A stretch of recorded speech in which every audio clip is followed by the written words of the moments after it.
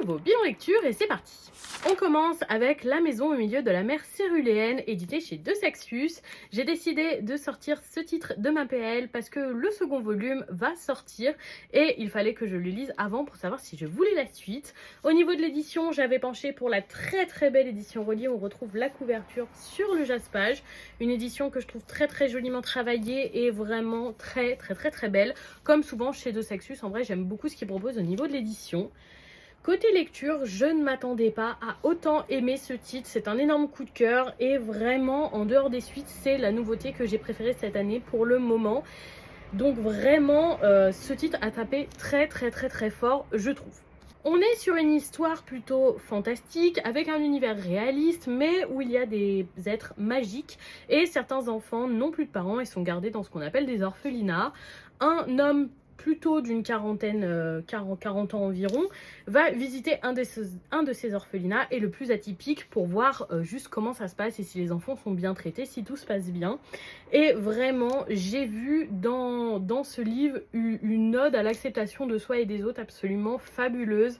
On découvre des enfants très différents, très marginaux, qui changent vraiment apparemment de tous les autres enfants de cet univers. Notre personnage apprend petit à petit à les connaître et à les aimer tels qu'ils sont malgré leurs différences. Il apprend aussi à s'aimer lui-même et accepter son homosexualité et peut-être construire une relation par la suite. C'était juste magnifique au niveau de la lecture. J'ai adoré le voir petit à petit changer d'avis sur ses enfants et ce qu'ils sont, parce que certains sont censés être complètement démoniaques comme le personnage de Lucie, et de plus en plus les apprécier et les aimer presque comme ses propres enfants. C'était très touchant comme lecture, c'était magnifique.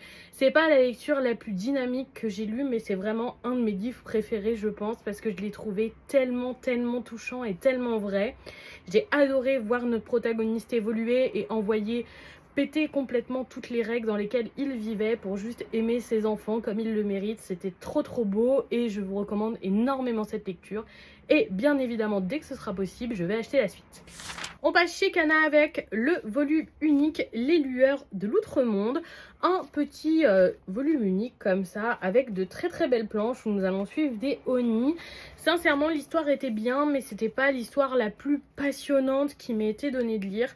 Tout simplement parce qu'il n'y a pas de véritable fil conducteur. On suit quelques petites histoires, c'était sympathique. Et si vous aimez les lignes d'univers un petit peu démons, etc., c'est très sympa, mais voilà, c'est un sans plus.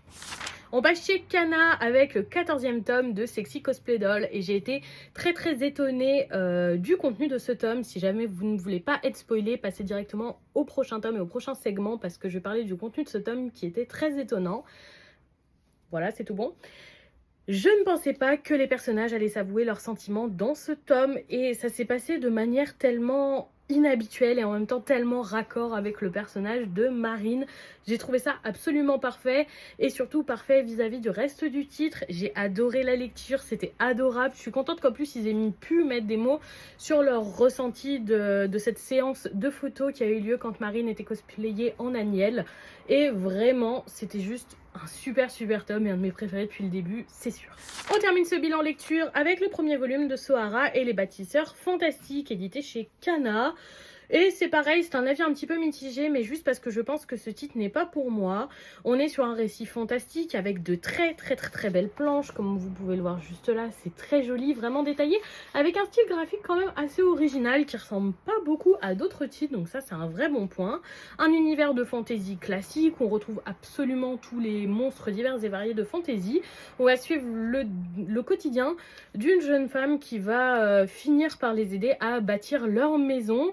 Et finalement, c'est un petit peu répétitif et peut-être trop tranche de vie pour moi. J'imaginais un titre avec un petit peu plus d'action.